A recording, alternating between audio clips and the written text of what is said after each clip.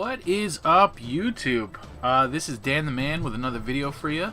This is it's going to be a momentous day, but remember, the hype train is over, guys. We're going to go over the new Hakchi 2.14b. So what that is going to do is it's going to make Hakchi a little bit more usable, a little bit more feature friendly. So as ClusterM speaks on it, it's a very experimental version. There are many things needed to do from scratch since I discovered a new data transfer method on the NES Mini. But I don't want you to wait so long, so I added a new transfer method, but left the old interface. So I guess he's coming out with a new interface too. Also, I'm not sure that many people want new versions since the hype train is gone, which is true. You know, the hype train's gone, it could run everything. Boom, boom, boom. Warning, if you update from the previous version, Hakchi 2, we'll ask you to reinstall custom kernel. It's normal. So I'm going to go through the process live, and we're going to go through it, and we're going to check this son of a bitch out.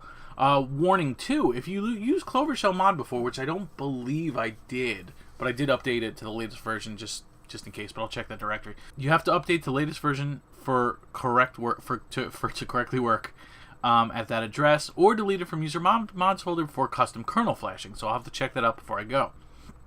Else, old buggy version will be installed instead of new one. Uh-oh. Let's make sure we, do that right. Having said that, so what's new? Main modification. New transfer method. It's very fast. You can upload 300 megabytes of games in 1.5 to 2 minutes. That's amazing. To just bring it to perspective for people that haven't really loaded anything but a couple of Nintendo games and maybe a couple of other systems, it took forever. You had to stop it, start it, stop it, start it. So this new method, I'm all for. So I'm completely pumped about that, just saying. It's possible to change settings without re-uploading games. That is amazing too, because now we can change some of the settings of maybe some of your configurations for some of the command line interfaces. Not that I really did any of that anyway, but it's good to know that you don't have to re-update every single time, or re-upload, I should say. New driver installer should work on Windows version since XP. Please report me any problems. So they added better compatibility with XP. You can drag and drop BarksArt to your main window now. Also, it's possible to drag and drop module files. That's awesome. Just an added convenience on that.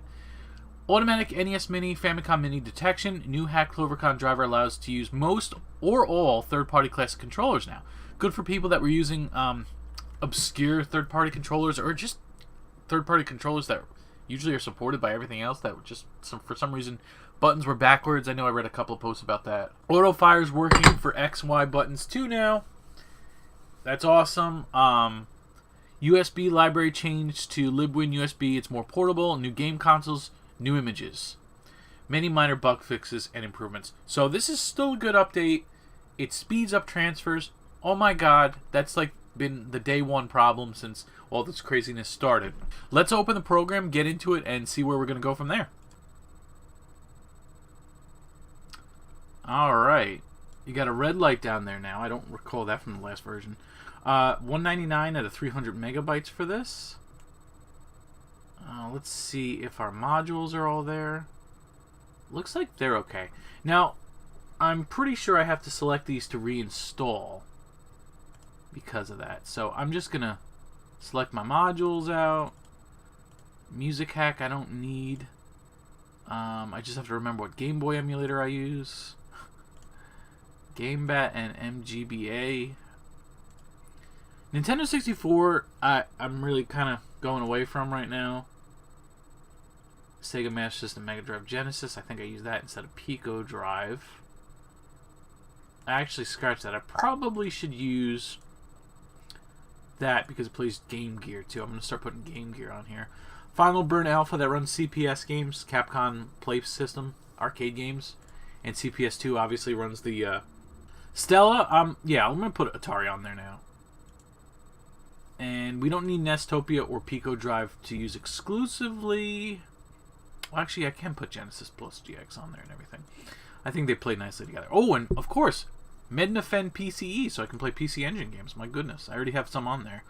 Alright, I'm going to hit OK on that one. Okay, waiting for NES Mini. Make sure the power's off, just like the old one. Blah, blah, blah, blah, blah. Reset and turn on the power switch. Doing that right now.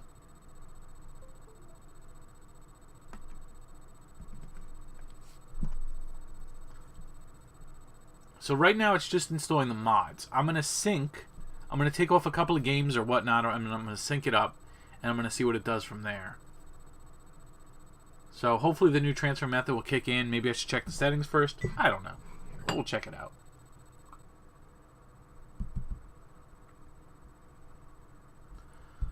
Best little system I've ever owned.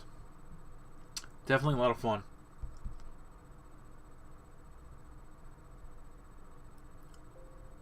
Okay, wow, done. Alright, I'm going to wait for the light to go off and just turn off the power like I usually do. So far, I really haven't seen any differences. Besides the little red light and everything down there. Well, if it continues to stay on like this, I'm just going to manually turn it off. Alright, well, let's just try to sync it up now and see what it says. Now you need to flash the custom kernel to your NES Mini. This is only required once to wish to continue. Yes. Alright. So I just turned the power off. Okay, there it goes. It went off naturally. Just did the proper shutdown, so I don't think it had a C7 error. Even though I can't see the screen, you kind of get to know these things by now. Alright, so make sure the power's off, reconnect the cable, hold reset, and press the power switch. I didn't think we had to do this anymore, but I guess we still do. Alright, so it's flashing the custom kernel now. So let's see what it does from there. Amazing, too, with all these different Hack Cheat 2 installs, the only real major problem was the one where it had to be bug fixed like 5 times. And beyond that, it's worked like a charm. You know, the only problems I've ever had was loading too many games once. So, kudos to Cluster M, obviously, for this. Okay, looks like it's going to be done. So that is good. That is very, very good. So what we're going to do, guys, is go to the big old TV. We're going to test it out because I don't have a pass-through capture card. So, Cluster M, thank you very much for this. Let's test it out. Oh no, it's still going. Okay. So it must have been flashing the custom image of the custom ROM again. Now it's actually up. Holy crap! Wow. All right, that's a lot faster. That is tremendously faster. Oh my god. God, I can't even go to the bathroom when this is going anymore. That's crazy. That is crazy good. Wow. Okay. That's 200 megabytes. Look at that. It's getting green light. Uploading new config. Done. Done. Wow. That was fantastic. Wow. That was... And the light's already off. Oh, man. Wow. Okay. Well, you just made my life... you just saved me time. And time I can't get back. So, thank you. Thank you again. So, we're going to turn this baby off. Light kick back on. So, as you can see, gentlemen and ladies, the games are successfully running after a complete, wonderful, speedy installation of Hack Cheat 2.14b. If you guys have any questions about this video, feel free to leave comments down in the channel. And also, if you'd like to like or subscribe this video, I'll have more content soon, including a lot more gameplay. Thank you very much for watching, guys.